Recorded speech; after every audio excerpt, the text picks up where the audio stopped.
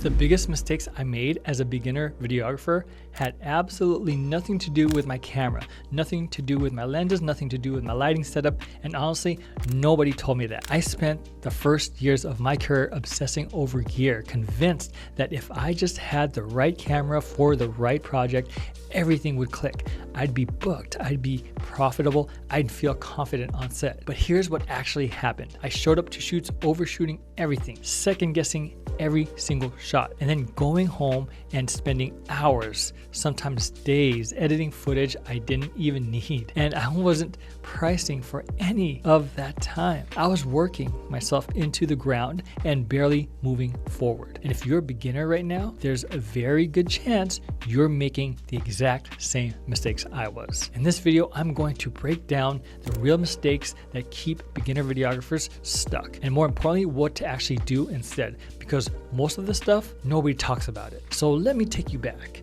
When I first started videography, I generally believed that the gear was everything. I remembered going into shoots thinking, do I have the right lens for this?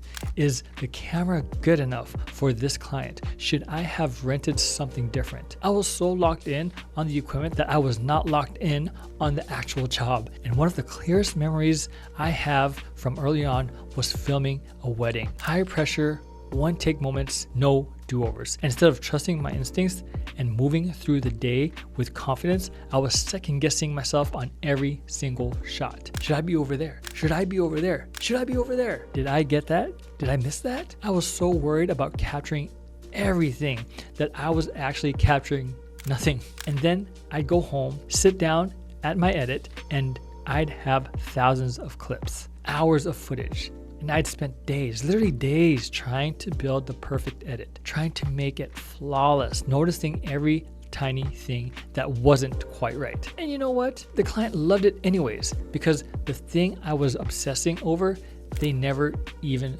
noticed. That's when I started realizing the problem wasn't the gear. The problem was my mindset and my systems, and honestly, my business knowledge. So today I'm going to break down the 5 biggest mistakes beginner videographers make, and none of them are about buying better cameras. Mistake number 1, I call this the overshoot trap. Here's what this looks like in real life. You show up to a shoot and you film everything, every angle, every moment, every detail.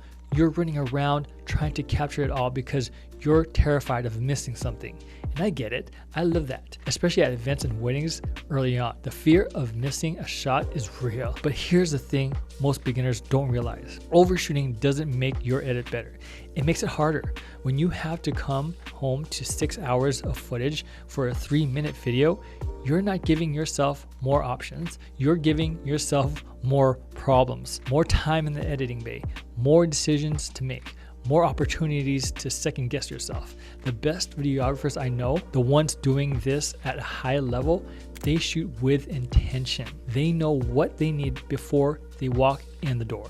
They have a shot list, they have a plan, a clear picture of what the final edit looks like. And that discipline, that's what separates professionals from beginners. The fix: before every single shoot, write down the 5 to 10 shots you would absolutely must have. Build your edit in your head before you ever press record. The mental clarity will change everything about how you move on set. Mistake number 2, chasing perfect. This one is sneaky because it feels productive. It feels like you're being professional, like you care about quality. But that's a version of perfectionism that is actually just fear wearing a disguise. I used to sit in my edit for hours, sometimes an entire day, obsessing over tiny details. A color grade that was slightly off, a cut that felt half a second too long, a transition I wasn't sure about. And here's the honest truth I had to learn the hard way. The client is not watching your video the way you watch your video. You are watching it frame by frame, cut by cut, because you made it. They're watching it as a human being experiencing a story. And if the story lands, if the emotion is there, if the message is clear, they're not going to notice the small things, the things you're losing sleep over. Now, I'm not saying don't care about quality.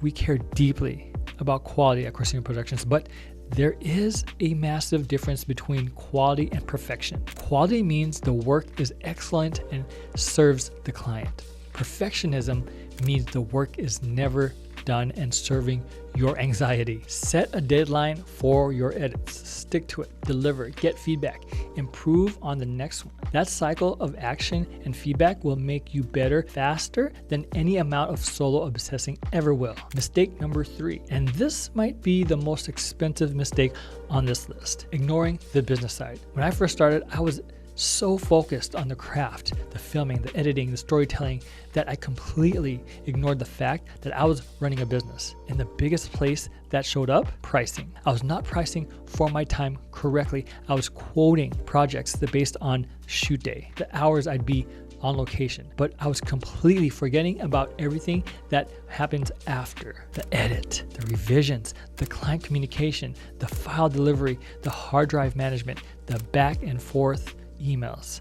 I was essentially working for free on the back half of every single project. And this is something nobody talks about when they teach videography. They teach you on how to hold a camera. They don't teach you how to run a business. Here's the tactic. When you price a project, you need to account for 3 things: the shoot time, the edit time, and the communication time. All 3, every time, no exception. If you're only pricing for the shoot, you're leaving money on the table every single project. And over time, that adds up to thousands of dollars you've worked for free and never gotten paid for it. Mistake number 4, and I already touched up on this on the intro, but I want to get deeper because this one is everywhere: gear obsession.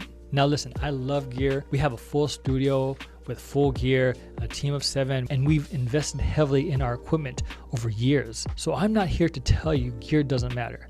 But here's what I know for a fact. Gear does not book clients. Skills books clients. Reputation books clients. Communication books clients. I've seen videographers with $50,000 camera packages who can't land consistent work. And I have seen people with entry-level setups building real profitable business because they've understood storytelling, they've showed up personally, and they communicate like a business owner. The camera is a tool, and a tool is only as good as the person using it. When I was obsessing over whether I had the right lens for specific projects, I was asking the wrong questions. The right question was, do I understand what the story is that the client needs to tell? Do I know how to make them look good? Do I know how to make their audience feel something? That's a skill. That's what you should be developing. Invest in your craft. Invest in your communication skills. Invest in understanding your client's business. The gear will come, but those skills, those are what actually will build a career. Mistake number 5, working without a system. And this is the one thing that quietly kills your creative business. When you're a beginner, everything feels like a one-off. Every project is its own thing. You figure it out as you go, and that works for a while. But if you want to grow, if you want to take on more clients, if you want to build something sustainable, you cannot operate on vibes. You need a system for how you communicate with your clients before a shoot, a system for how you run the shoot the day of, a system of how you deliver and edit, a system on how you follow up after the project is done. Because here's what systems actually do. They free up your creative energy. When the logistics are handled, when the process is clear, when the client knows what to expect at every single step, you get to focus on the actual work, the storytelling, the craft, and your clients feel the difference. They feel organized, they feel taken care of, they feel like they hired a professional. That's what builds long-term relationships. That's what gets you referrals. That's what turns one event into years of work. You don't need to have all this figured out in one day, but you need to start building it, because the creatives who win long-term aren't just talented, they're organized. All right, let's bring it all home. We covered a lot of ground today. Mistake number 1, the overshoot trap. Shoot with intention, not with fear. Mistake number 2, chasing perfect. Quality serves the client.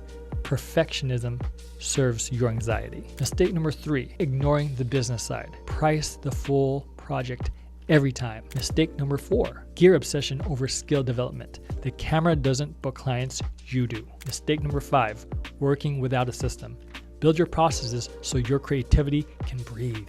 None of these are about buying a better camera. All of them are about becoming a better professional. Here's the one thing I want you to walk away with today. You are not behind. You are not failing because you don't have the right gear. You are not failing because your edits aren't perfect yet. You are exactly where you're supposed to be, at the beginning of something real. The videographers who build lasting careers aren't the ones who started with the best equipment. They're the ones who stayed curious, kept showing up, and treated this like a real business from day one. That's what we're building here at Corcino Productions. And that's what this channel is about. We're documenting everything, the real behind the scenes of running a production company, working with corporate clients, building a team, pricing projects, making mistakes, and figuring it all out in real time. We're not gatekeeping anything. So if you want to grow with us, if you're serious about turning your creative passion into a real sustainable business, hit that subscribe button right now. Join our community because I'm building this for people who are serious about leveling up. And if this video helped you at all, drop a comment below. Tell me, which one of these 5 mistakes hit closest to home for you? I genuinely want to know. Your comment help us decide what we film next.